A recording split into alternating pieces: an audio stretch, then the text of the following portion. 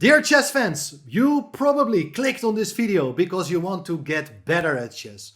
Well, I can tell you, watch this video till the very end, because there's only one guy who can really help you to become a better player.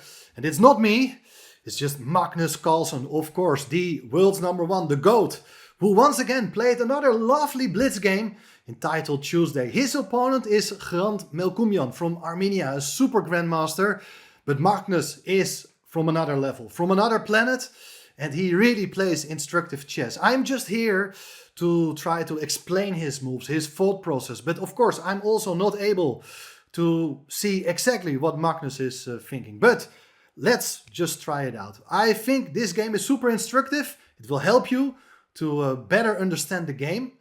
And well, just please make me one favor. Just help the channel to grow and see more of these kind of interesting games on this channel. So here we go. Melkumyan playing with white, Magnus Carlsen with the black pieces, and off we go. 1c4, it's the English opening. As we have seen before, g3, knight f6, bishop g2. And as we have seen some days ago, this game against another Armenian grandmaster, Magnus Carlsen, played again this move h6. He played against Sargsyan and he just got blown off the board after the move knight c3. It is, of course, a perfectly playable position. Magnus actually got a very good position in that game. But this time his opponent, also from Armenia, played the move d3. And after this move, Black's idea is to play the move c6, knight f3. And Magnus has a very interesting opening concept, as he played the bishop to d6. Now this is something you should always think about twice. Is it a good idea to place your pawn in front of, to place your bishop in front of the central pawn? And the bishop, temporarily misplaced, it does protect the pawn. But after castling kingside by both sides, knight c3, the bishop goes back to c7. And the idea is that the bishop is nicely supporting the pawn. Also the rook can come over. And very soon, black wants to occupy the center with both his pawns. So this is Magnus, his pet line, his opening. He knows it inside out. He has played it many, many times. Let's see how it works out in this game. e4. So white is trying to fight for the control over the center. Magnus goes for d6 so that he can get the bishop out. The knight can be developed as well. But now it is the move d4. So all of a sudden it is white who starts to grab space in the center. Knight bd7, rock solid move, over protecting the pawn on e5. And this bishop on c7, it's a mysterious piece. What is it doing there? In a way, the structure is very similar to positions you may get from a King's Indian when the pawn is on g6 and the bishop on g7, exerting pressure on this diagonal. Here the bishop has a different job. Right now it supports the pawn on e5, but very soon it may go to b6 or even to a5 to also indirectly challenge the center by threatening to take the knight. Well, white played here h3, rook e8. So here you see that the rook and knight are challenging the pawn on e4 indirectly. Bishop e3 played. So that, well, if black is going to take, you can take back with the knight. And the bishop on g2 supports the pawn on e4. So black is not interested in taking the pawn yet. What can black do? Well, as I said, ideas like bishop a5 to put pressure, to trade off the bishop for the knight so that you may even win the pawn on e4, looks like a very sensible plan for black. But Magnus played the move a5. Is of course also possible. His idea at some point will be to take on d4 and then install the knight on c5. And when that knight is on c5, it can no longer be kicked away with a move like b4 because the pawn on a5 is supporting that knight on c5. So what should white do?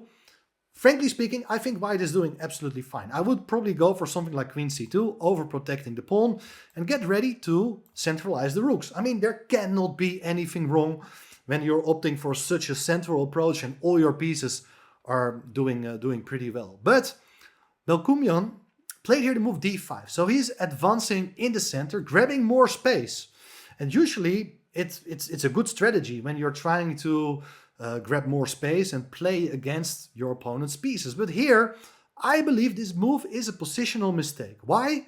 Well, black now does get the chance to trade off his dark squared bishop. With the move bishop b6, the bishop is coming alive and, well, white can move the bishop away, but then this bishop is super strong on b6.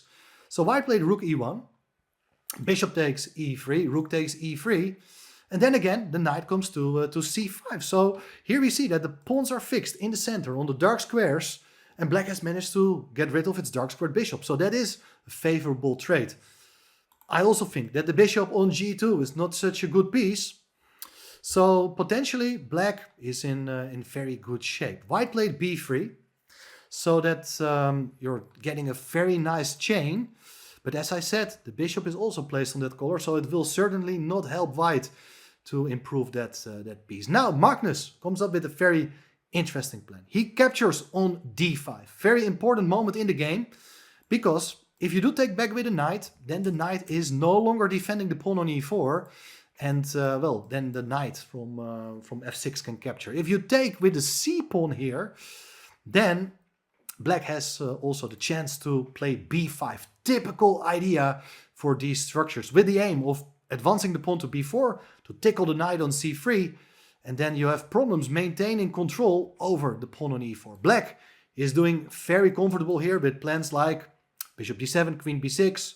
If you take on b5, knight takes e4, black is better. So in the game, instead of recapturing with the c pawn, Melkumyan played e4 takes d5.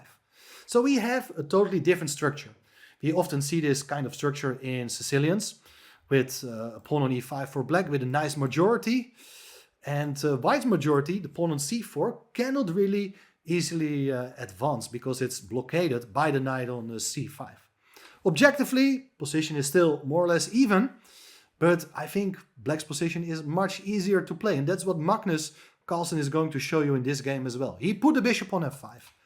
Simple developing move. Knight goes to d2, and probably at some point white would like to place one of its minor pieces on e4, trying to initiate the exchange of pieces. First queen d7, hitting the pawn on h3, queen and bishop working nicely together. King h2, defending the pawn with both the king and the bishop. And Magnus grabs more space, seizes the initiative with a move e4. Very nice move. This pawn is 4 times defended, 4 times attacked by white, but okay, that means that black is doing fine here. And this pawn is super important because it also supports a knight jump to d3 later on. Difficult position for white. What should white do? White played here knight f1. And okay, this knight can already come to d3, obviously, but Magnus had a different plan. And once again, he's playing simple chess. He improves his rook. Rook can now also come to e5. That is, of course, the second idea behind advancing the pawn to e4, that you're vacating the e5 square for the rook. And well, white should also try to make sure that all his pieces are going to participate. So something like queen d4, with the idea to get a rook involved, makes sense. But interesting moment. White played here the move knight b5. Looks like the knight is on an active square, but both players missed the tactic. Can you see a nice little combination here for black? Tactic alert. Just a little pawn can be won here with his move knight takes d5. Was missed by both players. Very simple and strong move. This pawn can of course capture on d5, but then the knight on b5 will be unprotected. So looks like very nice trade for black. But this happens very often with Magnus, especially with these kind of blitz games. He's playing intuitively. He's not looking at these tactics. He just knows where to place his pieces. And that's why I think this is so instructive. Even though he misses a tactical opportunity, Magnus just brings another piece into the game.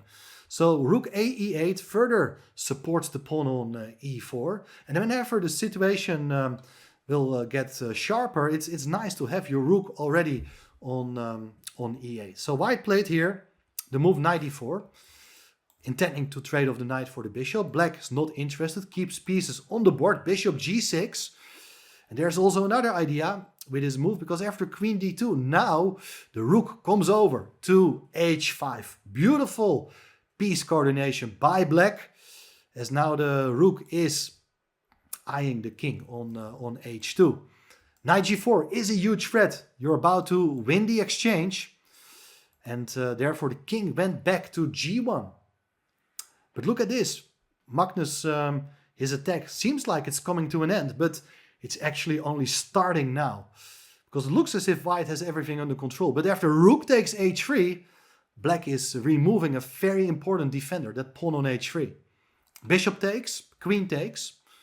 And well, very soon the knight will come to g4 with idea to win back the rook, or even rook e5, rook h5. That's why that rook had to be on e8 already.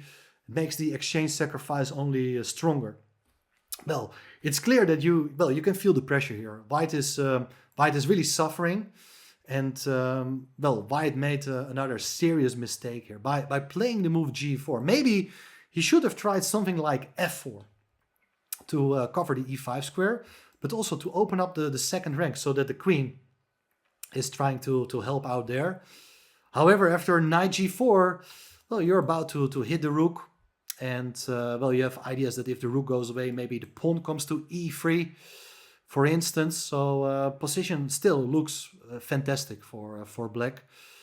But well, didn't happen in the game. White played the move g4. In a way also understandable that you're sacrificing another pawn so that the rook helps out along the third rank, attacking the queen. But okay, black captures the pawn with check. So that is pawn number 2. Rook g3, trying to consolidate the king side by attacking the queen. Queen goes to h4. Knight e3, so the knight comes to a better place, trying to keep the position blocked, so that it will be hard for black to get more pieces involved. But Magnus always has an idea in mind. Played here knight h5 to attack the rook on g3. Knight g2 was played. So not moving the rook away, but attacking with the knight, the queen on h4. Queen f6, the queen goes back. Also a good move. The rook is still under threat, of course, so the rook goes away. And what is next? I mean, there are still plenty of nice ideas, but it's even nicer when these moves, they come with a gain of time. Knight d3 is one of these moves to disconnect the queen from the support of the knight on d4. So black is threatening to take the knight on d4 now. If the knight goes away, you gotta watch out that the rook on a1 is not even hanging. So knight c2 was played. And well, everything is still covered. But there is rook e5. Very nice idea.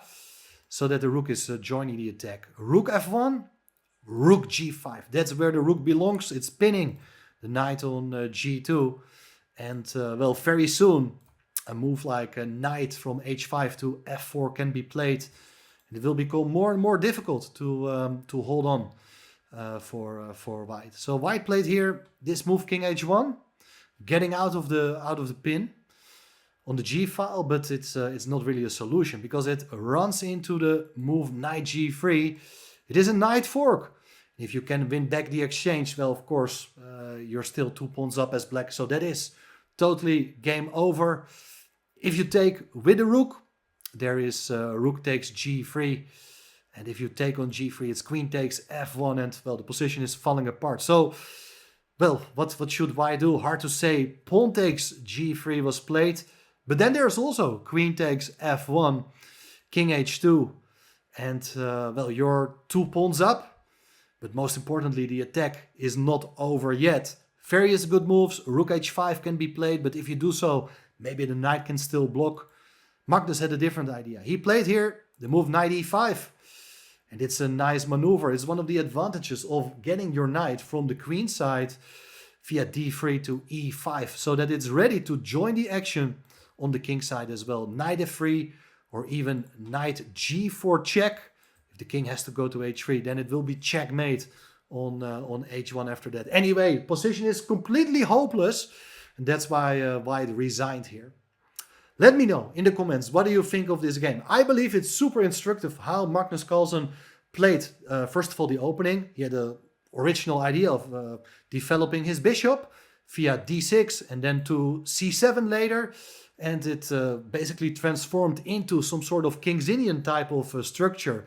But after the exchange of dark squared bishops, well, Magnus managed to seize the initiative with very nice and direct play in the center, not forgetting about all the other pieces. The rook on a8 nicely joined the attack, and that proved to be very important later on, as first the rook went to h5 and later the other rook came into the attack as well. Well, once again, thanks for watching. Let me know in the comments what do you think of this game. And well, stay tuned for more exciting chess on the channel. Thank you. Bye bye.